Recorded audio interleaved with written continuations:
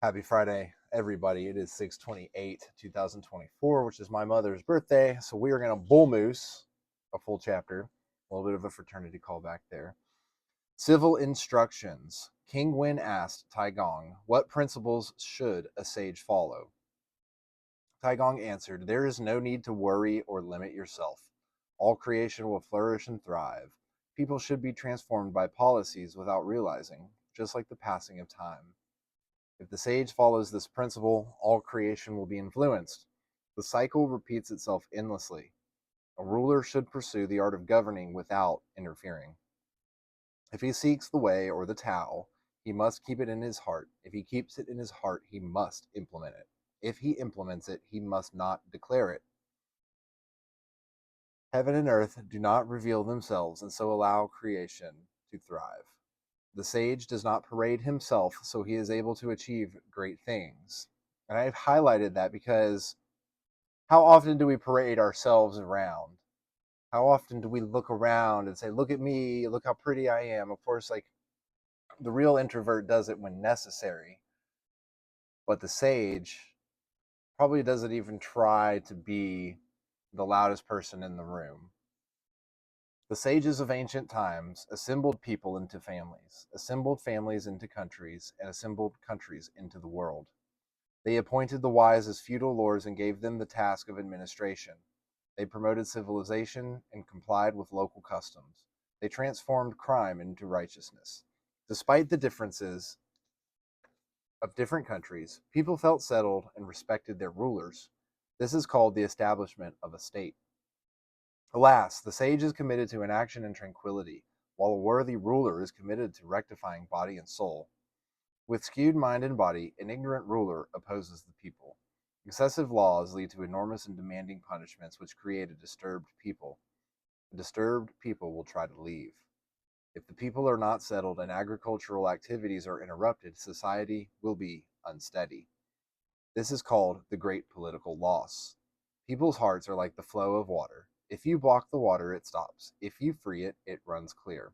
Alas, how marvelous! Only the sage can see the germination and predict its flowering.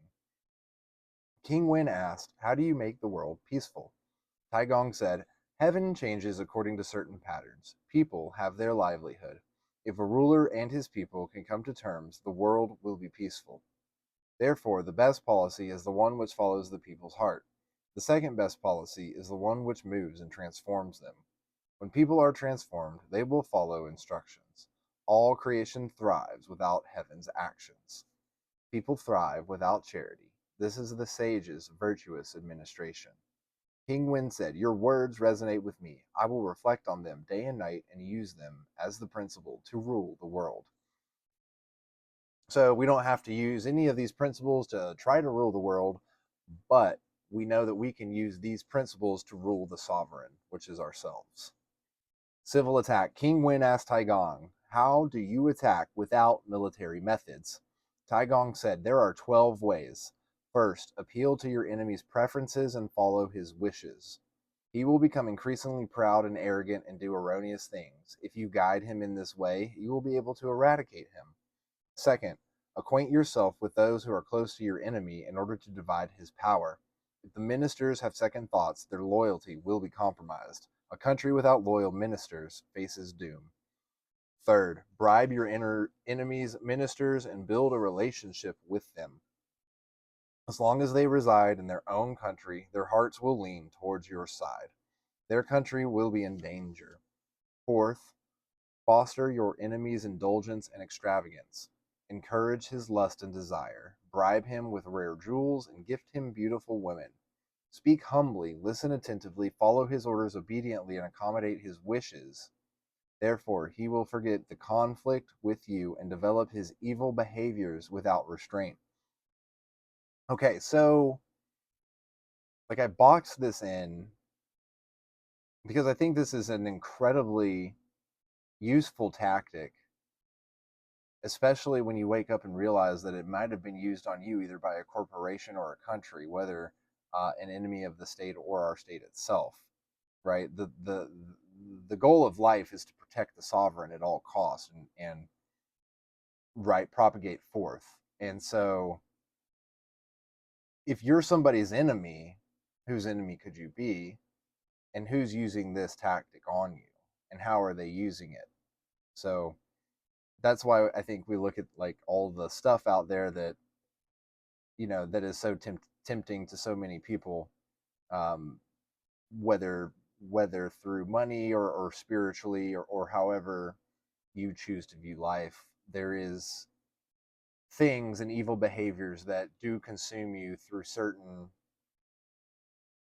substantial like things of this world. Fifth, respect your enemy's loyal ministers and send them small presents. Delay communication with his ambassadors and ignore their questions. Urge him to send new ambassadors and treat them with sincerity in order to gain his trust. Your enemy will feel close to you again. Treat your enemy's ministers differently to create division between a ruler and his officials. Then you can plot against them. Sixth, bribe your enemy's favored ministers and keep the less favored at a distance. Those talented ministers will reach out to foreign countries, and this will result in internal conflict. Then the country you oppose cannot survive. Anybody who comes against your own country won't survive in this case, because at the end of the day, your country comes first. Seventh, if you want the enemy ruler to trust you blindly, you should offer him enormous gifts.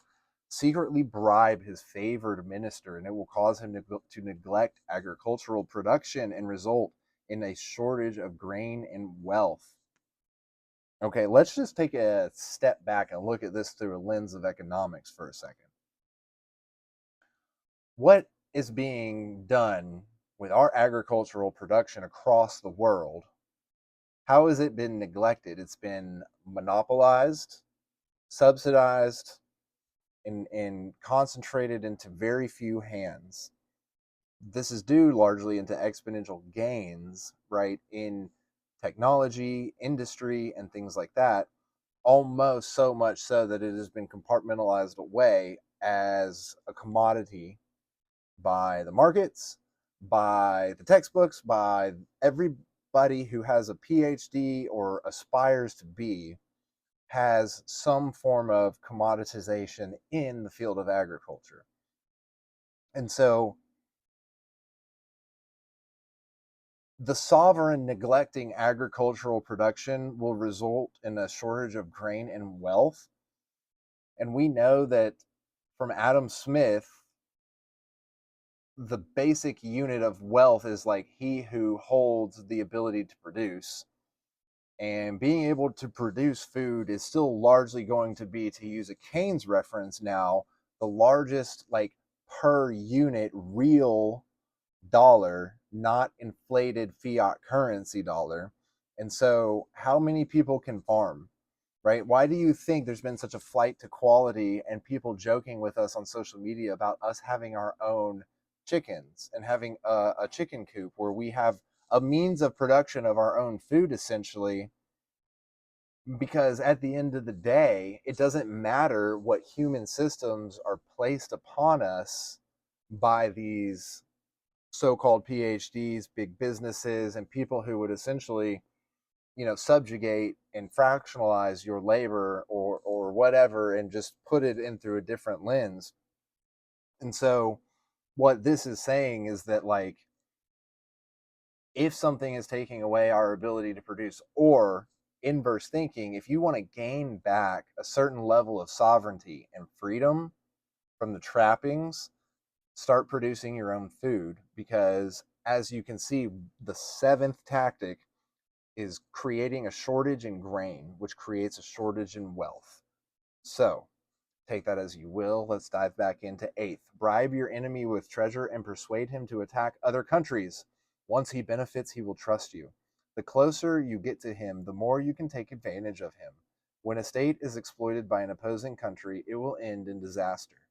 Ninth, honor him with a glorious title and protect him from danger. Make him feel important and powerful and obey his wishes to gain his trust. Praise his accomplishments in order to raise him to a paramount position. Tell him he is as virtuous as a sage. This will make him so arrogant that he abandons his government duties. Okay, that's powerful because you have to know the culture of Eastern warfare philosophy and kind of and this is a theme throughout many civilizations of the loyalty to the state, when the government actually represents the state and the sovereign of the people of that it so-called claims to be representative of. But if you're in alignment with the government and you do agree with the government, then you're going to not abandon like these government duties. Um, but there's this also talk about extravagance and all of these things that lead to a corrupt government. And so we're trying to assume that we are our own benevolent in so many ways, following the way, right? Following the Tao of trying to do like what we know is in service to our sovereign, which is just doing the right thing. 10th, pretend to be humble and obedient towards your enemy. Gain his trust and see how he is positioned. Accommodate his thoughts and wishes and treat him like a bro. Treat him like a brother. After gaining his trust, you can manipulate him subtly. Once the timing is right, you can destroy him as if you had help from heaven itself. Well, I mean, if you let your bro go into these evil behaviors, then somehow he might be your enemy. Because if he's flush with extravagance and full of lust and desire, and his evil behaviors have no restraint, and then you were just like so easily destroyed, it's because you've literally like relegated this person to the demons, right? The opposite of good, and put them in hell or whatever. And they've put themselves there because they didn't have the discipline to stay out or whatever. But anyway, 11th, block his access to information. All his officers and people adore wealth and position, while abhorring death and misfortune. You should promise distinguished positions and significant treasures to bribe your enemy's talents. Pretend to be weak and poor, while your country is self-sufficient and wealthy. Make alliances with your enemy's strategic talents and make plans with them. Make acquaintance with your enemy's military talents in order to boost your capabilities. Satisfy those people's desire for wealth and foster their greed. Your enemy's talents will be enlisted on your side. This is the Tao to block his access to information. Although he still rules the country, he cannot run it without information. 12th, support your enemy's disloyal ministers to confuse his heart and mind.